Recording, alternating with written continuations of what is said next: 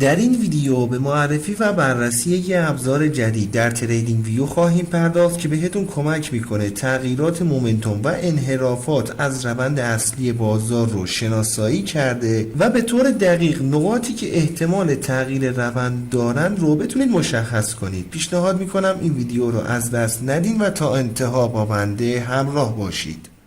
دوستان عزیز سلام، من علیرضا هستم و به کانال خودتون، کانال گلدن تریدینگ سیستم خیلی خوش اومدین. خیلی خوشحالم که با یه ویدیوی دیگه میتونم در خدمتتون باشم. اندیکاتوری که در تصویر مشاهده میکنید یه ابزار پیشرفته تحلیلی تکنیکی هست که برای شناسایی تغییرات سریع مومنتوم و تشخیص نقاط بازگشت در بازار طراحی شده و میتونه بهتون کمک کنه تا در بازارهایی که دچار نوسانات زیاد یا تغییرات سریع فرصت‌های معاملاتی دقیق تری رو بتونید شناسایی کنید. اندیکاتور دارای دو جزء اصلی هست. اولین جزء این خطوط خاکستری رنگ هستند که تغییرات مومنتوم رو در کوتاه مدت نمایش میدن و جزء دوم این خطوط سبز و قرمز رنگی هستند که تغییرات مومنتوم رو در بلند مدت نمایش میدن. اگه دوست دارین به صورت کاملا اصولی با مفاهیم مومنتوم و نحوه کار باهاش آشنا بشین، پیشنهاد میکنم ویدیو شماره 16 از آموزش گام به گام تحلیل تکنیکال رو حتما مشاهده کنید. اگر هم دوست دارین بیشتر در رابطه با مومنتوم مطالبی رو یاد بگیرین، پیشنهاد میکنم ویدیو شماره 3 از فهرست پخش اندیکاتورهای کاربردی رو هم از دست ندید. لینک هر دو ویدیو رو براتون در قسمت توضیحات ویدیو قرار میدم. پیشنهاد میکنم پس از پایان این ویدیو حتما مراجعه و تماشا کنید، چون این خطوط مومنتوم در نشون دادن نقشه راه خیلی میتونه بهتون کمک کنه و بسیار کاربردی هستن. دو باند در بالا و پایین در لول های 2 و 2.5 و باندهای پایینی در لول های -2 و -2.5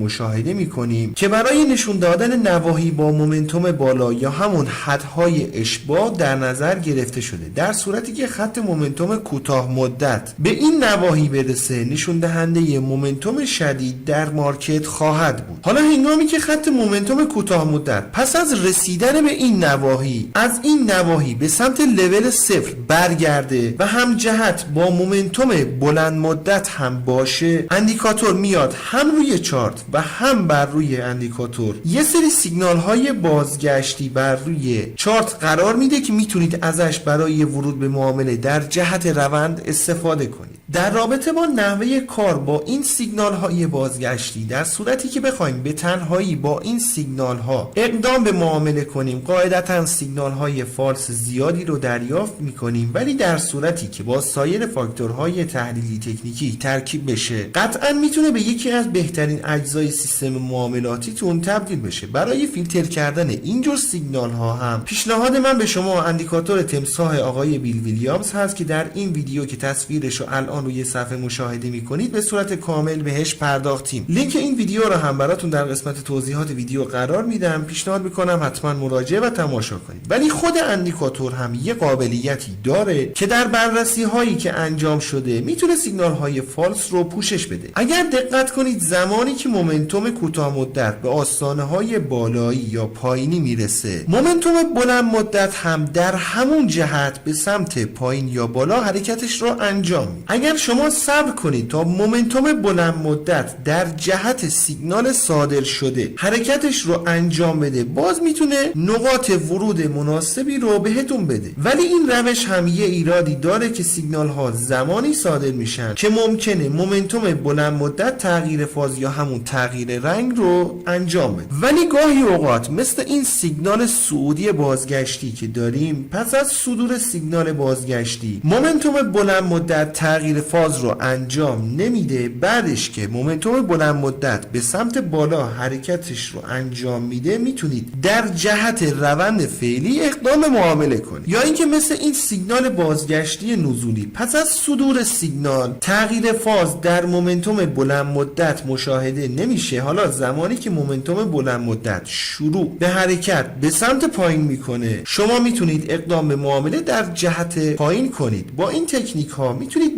بسیاری از سیگنال های فالس رو فیلتر کرده و از بهترین سیگنال های اندیکاتور استفاده کنید. برای انداختن اندیکاتور روی چارت باید وارد سربرگ ایندیکیتورز بشیم. در تب سرچ بار عبارت استوکاستیک زد اسکور رو وارد کنیم. این اندیکاتور هست که توسط الگو آلفا طراحی شده. بسیار خوب، اجازه بدین به قسمت تنظیمات اندیکاتور هم بپردازیم. گزینه اول سورس مربوط به زد اسکور رو تعیین میکنید و در قسمت بعدی پریود میانگین متحرکی رو تنظیم میکنید که در واکنش پذیر بودن یا نبودن اندیکاتور تاثیر داره. اعداد بالاتر خطوطی با نرمی بیشتر ارائه میده که منجر به فیلتر شدن نویزهای ریز بازار خواهد شد. اعداد پایینتر هم خطوطی رو ارائه میده که به تغییرات قیمت حساسیت بالاتری داشته و کوچکترین نوسانات قیمت رو در محاسباتش اندیکاتور لحاظ خواهد کرد. در نهایت الان روی صفحه ویدیو آموزش اندیکاتور تمسا، مومنتوم و آسام آسیلیتور رو مشاهده میکنید که خیلی در شناسایی روند اصلی بازار و فیلتر کردن سیگنال های فالس این اندیکاتور میتونه بهتون کمک کنه. پیشنهاد میکنم حتما روش کلیک و تماشا کنید. انشالله که براتون مفید باشه. رو قله میبینم دوست من.